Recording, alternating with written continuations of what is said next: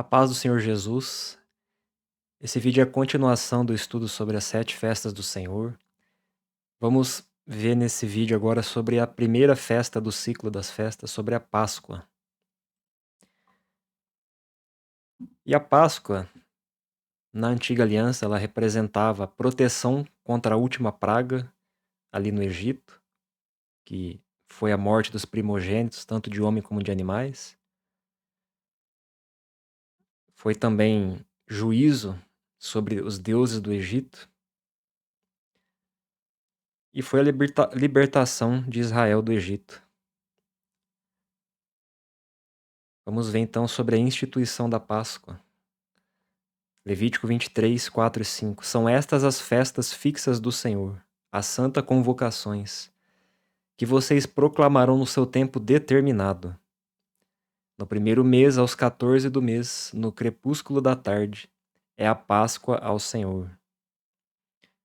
Então, a festa da Páscoa, primeira, acontecia no primeiro mês, aos 14 do mês, no crepúsculo da tarde, antes de se pôr o sol. Lembrando que no calendário bíblico, o dia se começa a contar a partir das 18 horas da tarde, ao pôr do sol. Então, o cordeiro era sacrificado antes do pôr do sol. Deuteronômio 16:1. Guardem o mês de Abibe e celebrem a Páscoa do Senhor, seu Deus, porque no mês de Abibe, o Senhor, seu Deus, os tirou da terra do Egito de noite. Então, o primeiro mês, mês de Abibe. Dia 14 do mês, a Páscoa. Eles saíram de noite do Egito. Então, vamos ver sobre a primeira Páscoa que aconteceu, que o Senhor instituiu essa festa, prestes a Israel sair do Egito. Êxodo 12, 2 a 14. Este mês será para vocês o principal dos meses. Será o primeiro mês do ano. Falem a toda a congregação de Israel, dizendo: no dia 10 deste mês, cada um tomará para si um cordeiro, segundo a casa dos pais, um cordeiro para cada família. O cordeiro será sem defeito, macho de 1 ano, podendo também ser um cabrito. Vocês guardarão o cordeiro até o 14º dia deste mês. E todo o ajuntamento da congregação de Israel o matará no crepúsculo da tarde. Pegarão um pouco do sangue e o passarão nas 2 ombreiras e na viga superior da porta, nas casas em que o comerem. Então, no dia 10 do primeiro mês, eles já separavam o cordeiro que eles iriam sacrificar, um para cada família. Tinha que ser sem defeito, macho de 1 ano. E ele era guardado do dia 10 até o dia 14. No dia 14, que antes do pôr do sol, é que ele seria sacrificado. E o sangue serviria para passar nas ombreiras da porta. Sobre ele ser guardado 4 dias, isso tem uma revelação que eu vou falar mais à frente, em Cristo. O que significa ser guardado do dia 10 ao dia 14, esses 4 dias? Aqui a gente está vendo a sombra na lei do que era a festa. Vamos ver mais adiante as realidades da festa da Páscoa, tanto em Cristo como na igreja. Naquela noite, comerão a carne assada no fogo, com pães sem fermento e ervas amargas. Então sacrificava-se o cordeiro antes das 18 horas, antes do pôr do sol, e à noite eles comiam o cordeiro. É assim que vocês devem comê-lo, já prontos para viajar, com as sandálias nos pés e o cajado na mão.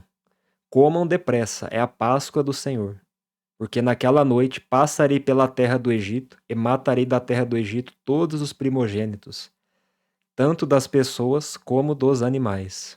E executarei juízo sobre todos os deuses do Egito. Eu sou o Senhor. O sangue será um sinal para indicar as casas em que vocês se encontram. Quando eu vir o sangue, passarei por vocês, e não haverá entre vocês praga destruidora, quando eu ferir a terra do Egito. Este dia lhes será por memorial, e vocês o celebrarão como festa ao Senhor de geração em geração. Vocês celebrarão este dia por estatuto perpétuo. Então, Páscoa significa passagem, que Deus passou na terra do Egito, executando juízo sobre os primogênitos dos homens e dos animais.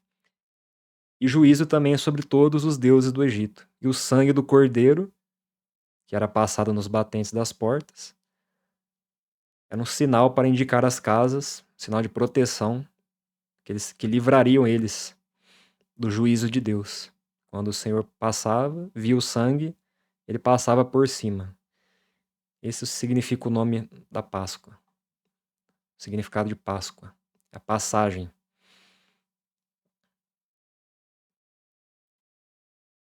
Êxodo 12, 26, 27. Quando seus filhos perguntarem: que rito é este? Respondam: é o sacrifício da Páscoa ao Senhor, que passou por cima das casas, passar por cima, dos filhos de Israel no Egito, quando matou os egípcios e livrou as nossas casas. Então o povo se inclinou e adorou. Então é tanto redenção para o povo de Deus, o sangue nas casas, como juízo sobre os ímpios ali, no caso, os egípcios. Libertação de Israel do Egito e juízo sobre o Egito, sobre os homens e os deuses do Egito. O que seria a realidade em Cristo? João 1, 22. João 1, 29 diz: no dia seguinte, vendo que Jesus vinha em sua direção, João disse: eis o Cordeiro de Deus que tira o pecado do mundo. Então, o Senhor Jesus é o Cordeiro de Deus. E Gálatas 4:4, mas quando chegou a plenitude do tempo, Deus enviou seu filho, nascido de mulher, nascido sob a lei. Então, o Senhor Jesus veio ao mundo, se fez homem, na plenitude do tempo.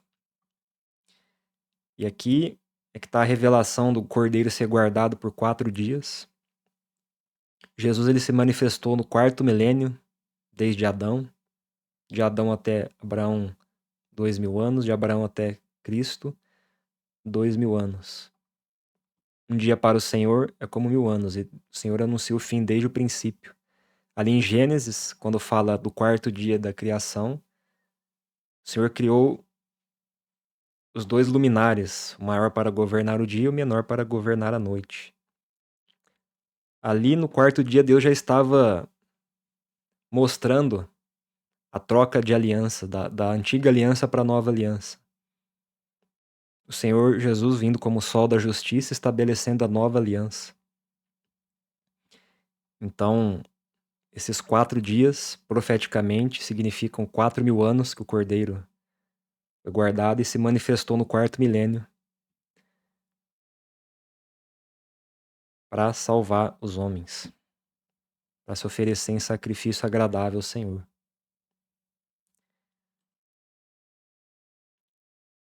Marcos 14:1. 2 dias depois seria celebrada a Páscoa e a festa dos pães sem fermento. Os principais sacerdotes e os escribas procuravam uma forma de prender Jesus à traição para matá-lo. Aqui Jesus já estava em Jerusalém, eram os últimos dias dele. Interessante que também, quando ele chega em Jerusalém, ele expulsa os que estavam vendendo no templo, censura os fariseus, ele prega o sermão do monte, sermão escatológico de Mateus 24. E aí depois fala que faltava 2 dias para ser celebrada a Páscoa, que está ligado com a festa dos pães sem fermentos também. Interessante que ali em Jerusalém ele também ficou 4 dias ensinando, curando, até ele ser preso pelos fariseus, pelos escribas, entregue para as autoridades romanas. Interessante que ele ficou 4 dias ali também. E os judeus ali querendo achar defeito nele, querendo achar falha em Cristo, achar pecado nele. Mas não acharam, né? Então, é interessante ver que ele ficou 4 dias ali também, até ele ser sacrificado como Cordeiro de Deus. E chegando o dia da festa dos pães sem fermento, em que era necessário fazer o sacrifício do Cordeiro Pascal, então Jesus enviou Pedro e João dizendo: vão e preparem a Páscoa para que a comamos. Então, quando chegou o dia 14, que é o dia da Páscoa, ali quando deu as 18 horas, Jesus já envia seus discípulos para que eles vão numa casa preparar a Páscoa para que eles comam, que foi a ceia ali. Então eles celebraram a Páscoa antecipadamente, porque a Páscoa na lei acontecia no final do dia 14, antes do pôr do sol, que foi quando Jesus foi crucificado e expirou na cruz. Mas Jesus estava comemorando antecipadamente a Páscoa com seus discípulos, ali de noite, ali onde os discípulos arrumaram um lugar. E de madrugada foram para o Getsêmani, Jesus ficou orando ali, e chegou o momento que as autoridades ali dos judeus vieram para prendê-lo e entregaram ele para as autoridades romanas. João 18:38. Pilatos perguntou: o que é a verdade? Depois de dizer isso, Pilatos voltou aos judeus e lhes disse: eu não acho nele crime algum. Então os judeus, querendo sempre achar pecado em Cristo, achar falha nele, acusando ele de várias coisas, até quando eles entregam ele para Pilatos, para autoridades romanas, o próprio Pilatos diz que não achou falha nele, não achou nele crime algum, confirmando que ele é o Cordeiro de Deus sem defeito, que veio ao mundo, que tira o pecado do mundo. Mas mesmo assim, pela persistência dos judeus ali, quiseram que ele fosse crucificado. Pilatos entrega ele para ser crucificado. Eram 9 horas da manhã quando o crucificaram. Lucas 23, 44, 46. Já era quase meio-dia, e escurecendo-se o sol, houve trevas sobre toda a terra até as 3 horas da tarde. E o véu do santuário se rasgou pelo meio. Então Jesus clamou em alta voz: Pai, nas tuas mãos entrego o meu espírito. E dito isto, expirou.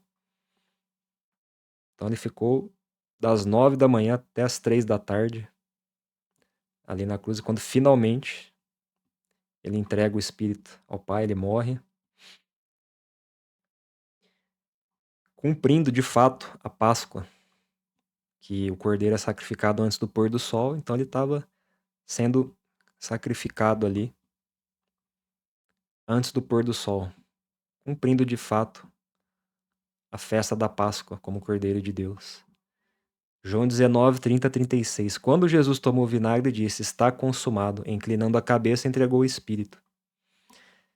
Então, quando ele disse está consumado, ele cumprindo a festa da Páscoa, sendo oferecido em sacrifício perfeito a Deus.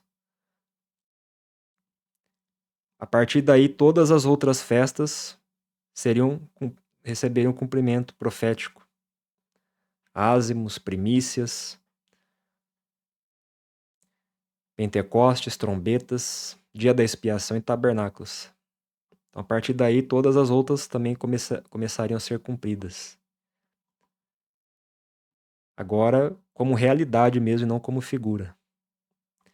E, inclinando a cabeça, entregou o espírito. Então, para que os corpos não ficassem na cruz durante o sábado, visto que era o dia da preparação, e era grande o dia daquele sábado, os judeus pediram a Pilatos que fossem quebradas as pernas dos crucificados e fossem tirados das cruzes.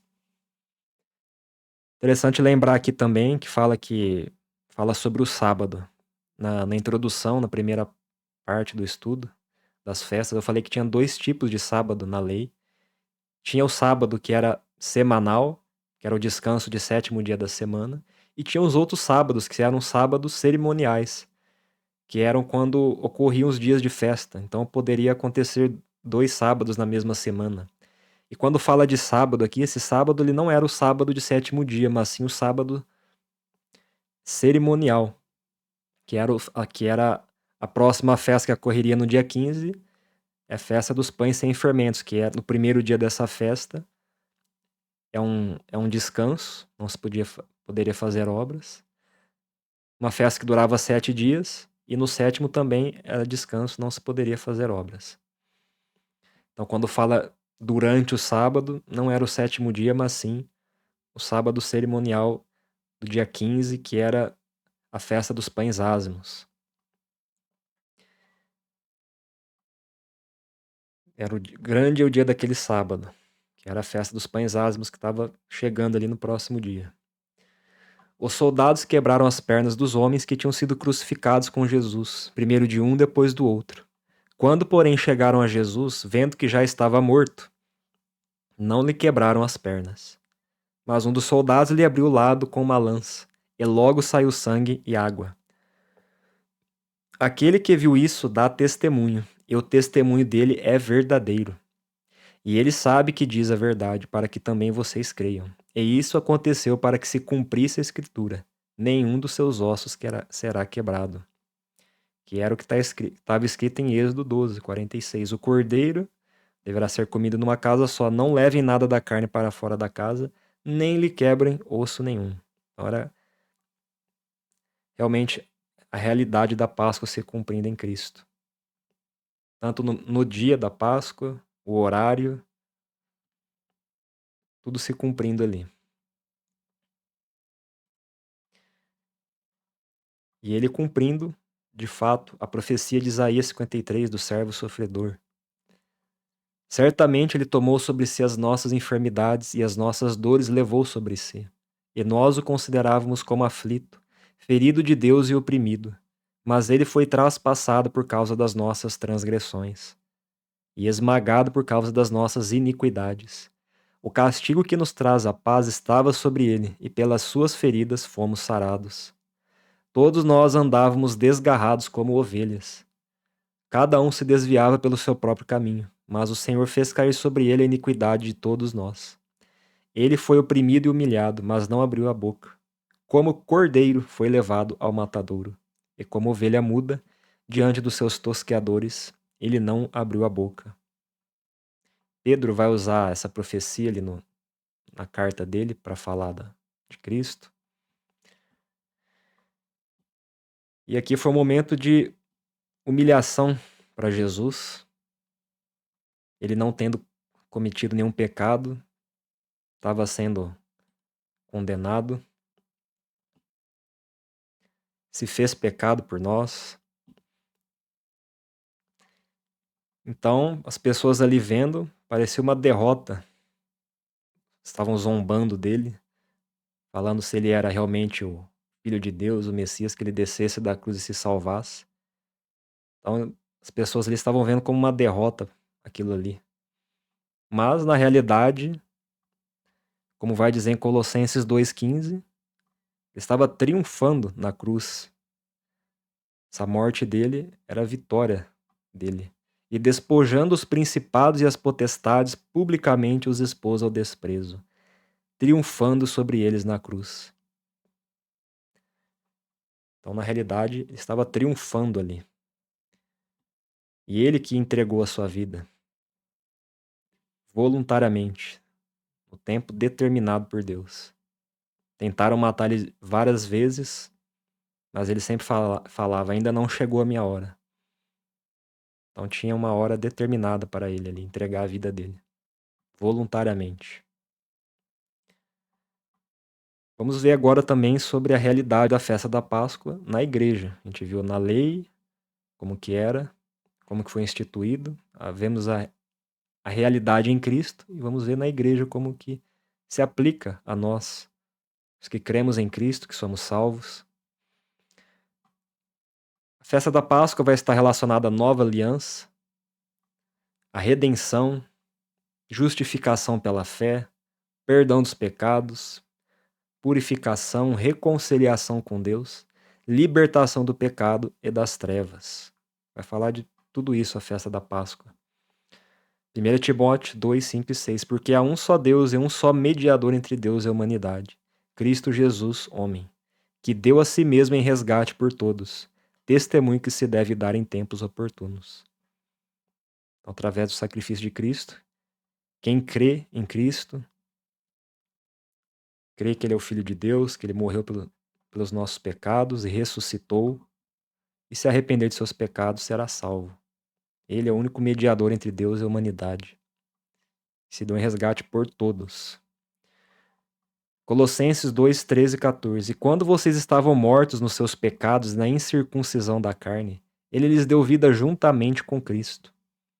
perdoando todos os nossos pecados, cancelando o escrito de dívida que era contra nós e que constava de ordenanças, o qual nos era prejudicial.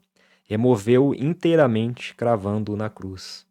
Então, estávamos em dívida com Deus, e na cruz ali, o Senhor removeu essa dívida, perdoando os nossos pecados. Titos 2,14. Ele deu a si mesmo por nós, a fim de nos remir de toda iniquidade e purificar para si mesmo um povo exclusivamente seu, dedicado à prática de boas obras. Então, como eu disse, Jesus mesmo falava: ninguém tira a minha vida, eu voluntariamente a dou. E ele entregou a sua vida no tempo determinado que era para entregar mesmo. Ele se deu a si mesmo por nós, para nos remir da iniquidade, purificar a si mesmo um povo exclusivamente seu, povo santo, comprado pelo sangue de Cristo, que é o que Pedro diz na sua carta também, na 1 de Pedro 1,9. Vocês, porém, são geração eleita, sacerdócio real, nação santa, povo de propriedade exclusiva de Deus, para anunciar suas obras, sua maravilhosa luz. Que um povo dedicado à prática de boas obras, que pelo Espírito de Cristo nós somos capazes de praticar, pela graça do Senhor. Ele nos comprou pelo seu sangue, vai dizer em Apocalipse 5, nos versículos 9 e 10. Comprou pessoas de toda a tribo, povo, língua e nação, com seu sangue, para constituir ao seu Deus e Pai reis e sacerdotes. Colossenses 1, 13 e 14. O qual nos tirou da potestade das trevas e nos transportou para o reino do Filho do seu amor, em quem temos a redenção pelo seu sangue, a saber, a remissão dos pecados. Então, pelo sangue de Cristo, temos a redenção, remissão dos pecados.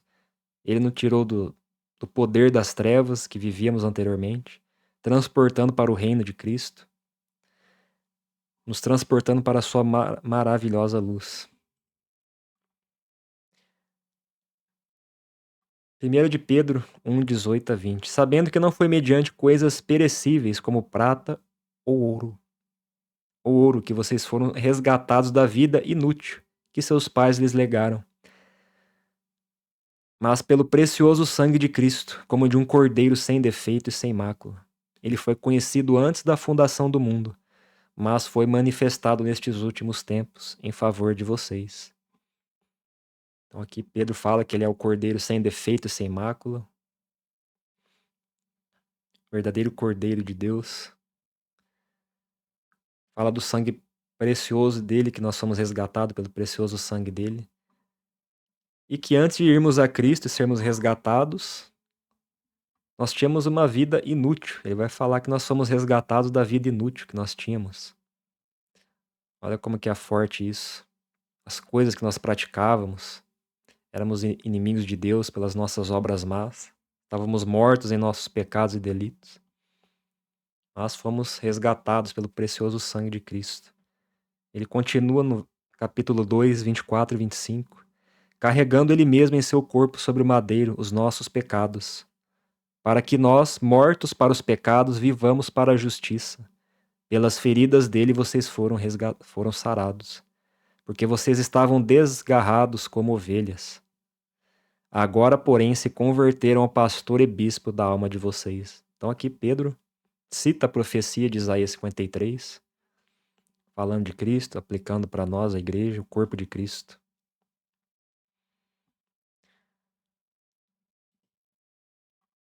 Romanos 10, 9 e 10. Se com a boca você confessar Jesus como Senhor e em seu coração crer que Deus o ressuscitou dentre os mortos, você será salvo. Porque com o coração se crê para a justiça e com a boca se confessa para a salvação. Então Cristo se ofereceu ali em sacrifício, como Cordeiro de Deus, intercedendo pelos transgressores, mas ele intercedeu por todos, mas para ser salvo é preciso crer nele, crer na obra dele, que ele é o Filho de Deus, ele morreu pelos seus pecados, e que Deus o ressuscitou dos mortos. Você precisa confessar com a sua boca, você precisa confessar Ele como Senhor e Salvador da sua vida, entregar a sua vida para Ele. É que você crê com o coração, com a boca confessa para a salvação. Esse é o início da fé. Você ouve o Evangelho sobre o que o Senhor Jesus fez, sobre a sua condição de pecador, e você crê na obra de Cristo, crê no sacrifício dele, confessa com a sua boca. É o início da fé e você se arrepende dos seus pecados. Romanos 3, 24, 26, agora vai falar aqui os textos da justificação pela fé. Sendo justificados gratuitamente por sua graça, mediante a redenção que é em Cristo Jesus, a quem Deus apresentou como propiciação no seu sangue mediante a fé. Deus fez isso para manifestar a sua justiça, por ter ele, na sua tolerância, deixado impunes os pecados anteriormente cometidos, tendo em vista a manifestação da sua justiça no tempo presente, a fim de que o próprio Deus seja justo e o justificador daquele que tem fé em Jesus. Então, é o início da salvação, aqui a fé, justificação pela fé. Tem que confessar com a sua boca.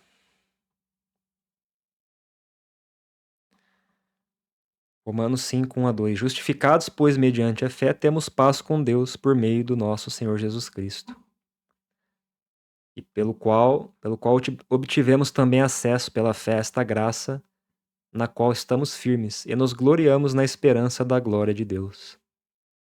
Então, justificação mediante a fé, reconciliação com Deus, por meio de Jesus Cristo. Romanos 5, 9 e 10. Logo, muito mais agora, sendo justificados pelo seu sangue, seremos por ele salvos da ira. Porque se nós, quando inimigos, somos reconciliados com Deus mediante a morte do seu Filho, muito mais estando já reconciliados, seremos salvos pela sua vida.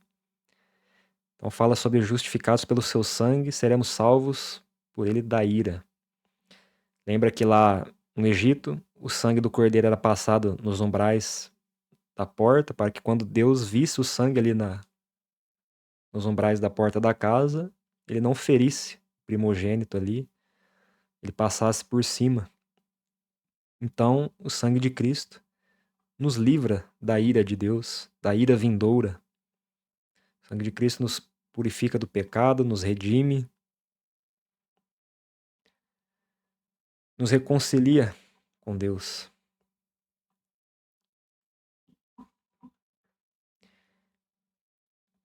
Então, justificados pela fé, perdoados, reconciliados com Deus, entramos em aliança com Deus, a nova aliança, somos feitos nova criatura, somos povo santo, propriedade particular de Deus.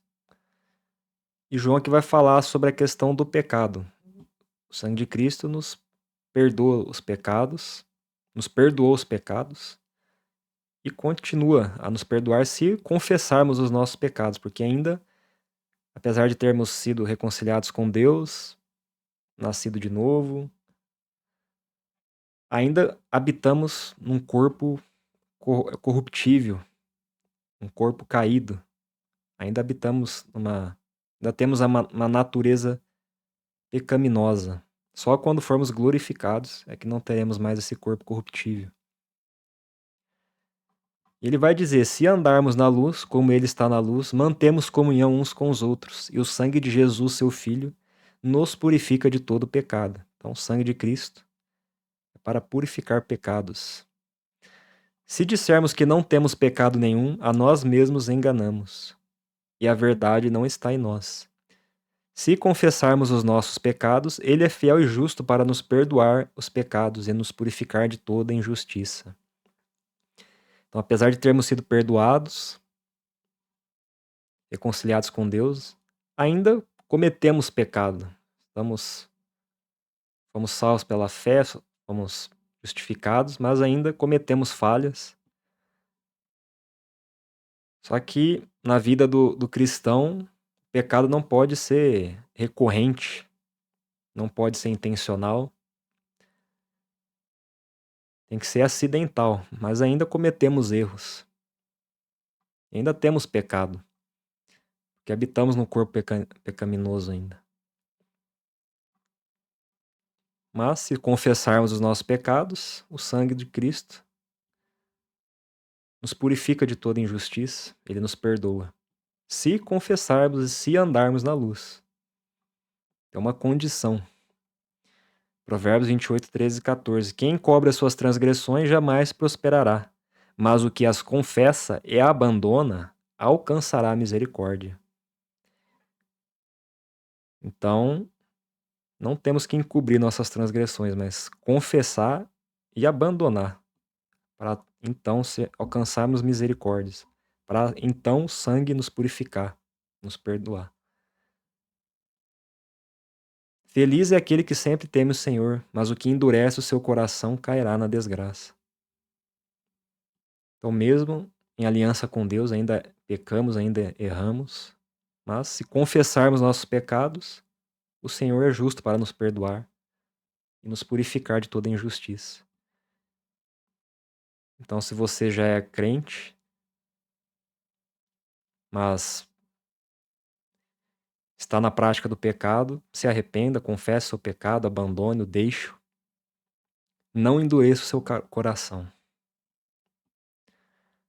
E Efésios 2 vai falar da obra de Cristo reconciliando judeus e gentios em Cristo com Deus, fazendo um só povo no corpo dele. Mas agora em Cristo Jesus, vocês que antes estavam longe, foram aproximados pelo sangue de Cristo, porque ele é a nossa paz. De dois povos ele fez um só, judeus e gentios, e na sua carne derrubou a parede de separação que estava no meio, a inimizade. Cristo aboliu a lei dos mandamentos na forma de ordenanças, para que dos dois criasse em si mesmo uma nova humanidade, fazendo a paz, e reconciliasse ambos em um só corpo com Deus por meio da cruz, destruindo a inimizade por meio dela. E quando veio, Cristo evangelizou paz a vocês que estavam longe, gentios, e paz também aos que estavam perto, judeus, porque por meio dele ambos temos acesso ao Pai em um só Espírito.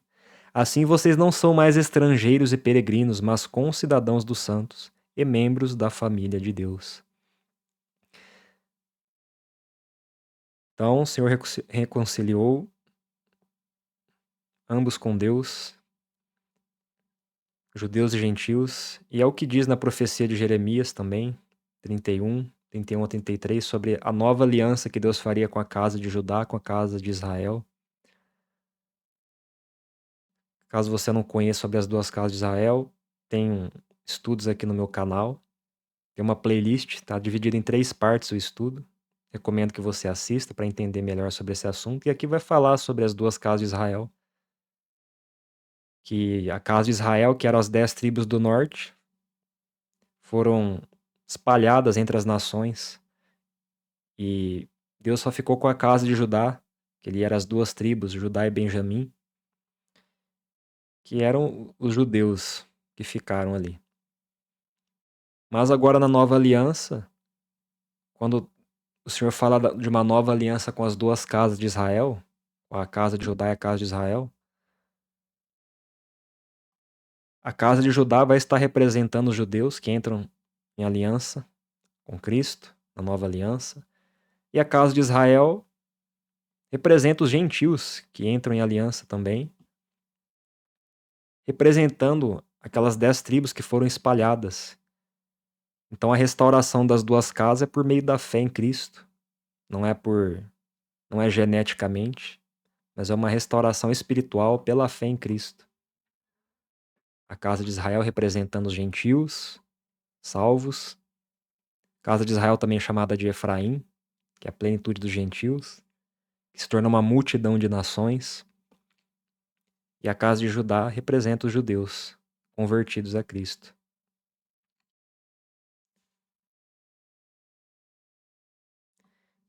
E tem também a realidade da Páscoa no reino milenar. Lucas 22, 15 e 18 vai dizer: Então Jesus lhes disse: Tenho desejado ansiosamente comer esta Páscoa com vocês, antes do meu sofrimento. Então, ali antes de Cristo ir para a cruz, celebrando a Páscoa com seus discípulos antecipadamente, na ceia, ele comeu pão ali, tomou vinho. Ele vai dizer: Pois eu lhes digo que nunca mais a comerei até que ela se cumpra no reino de Deus. Então ele comeu literalmente ali, e ela vai se cumprir no reino de Deus. Quando o Senhor Jesus voltar a estabelecer o seu reino, ele vai comer de novo. E pegando um cálice, depois de ter dado graças, disse: Peguem e repartam entre vocês, pois eu digo a vocês que de agora em diante não mais beberei do fruto da videira até que venha o reino de Deus. Então Jesus comeu a Páscoa ali com seus discípulos, bebeu do fruto da videira, e ele fala que ele vai beber de novo do fruto da videira e comer esta Páscoa quando vier o reino de Deus. Ele vai comer literalmente. Jesus, quando ressuscitou, ele ficou ainda 40 dias aqui na terra com seus discípulos, falando do reino, antes de ascender aos céus. Ele comeu com seus discípulos, ele comeu peixe ali na praia, ali com os apóstolos que estavam pescando. Ele comia. Quando eles duvidavam que era Jesus que tinha ressuscitado mesmo, Jesus falava para tocar nas feridas, perguntava se tinha comida ali para ele comer, para eles verem que era ele mesmo. Então vai ter comida no reino de Deus, é o que diz na profecia de Isaías 25:6. O Senhor dos Exércitos dará neste monte, Monte Sião, ali em Jerusalém, no reino, quando vier o reino, um banquete para todos os povos. Será um banquete de carnes suculentas e vinhos envelhecidos. Carnes suculentas com tutanos e vinhos envelhecidos bem clarificados. Então no reino de Deus vai ter comida. A igreja reinando com Cristo no milênio, aqui na terra, tendo carne para comer, tendo vinho, as nações também, que vão ser regidas pela igreja, vão de ano em ano a Jerusalém para celebrar a festa dos tabernáculos, e vai ter banquete para todos os povos ali. Então, apesar de ter o corpo glorificado, não impede de comer.